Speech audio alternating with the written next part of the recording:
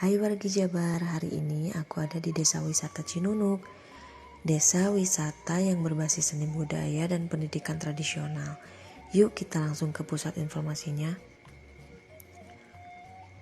Desa Wisata Cinunuk memiliki event tahunan yang disebut Hajat Lembur. Kebetulan bulan ini bulan Safar dan hari Rebo Wekasan, masyarakat setempat pun membuat apem dan nasi tumpeng. Memasaknya masih memakai hawu atau tungku, tradisional banget kan? Sebelum dimulai acara, ada sambutan dulu dari sesepuh Abah Teddy dan tokoh masyarakat Kang Nandang. Ada penampilan dari mitra desa wisata juga loh, yaitu Kacapi Piul atau biola.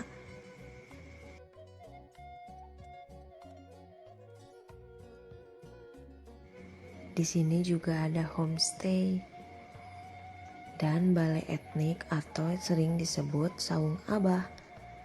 Etnik banget kan? Kita juga bisa jelajah mata air loh, atau dalam istilah Sunda ngabumbang. Dingin.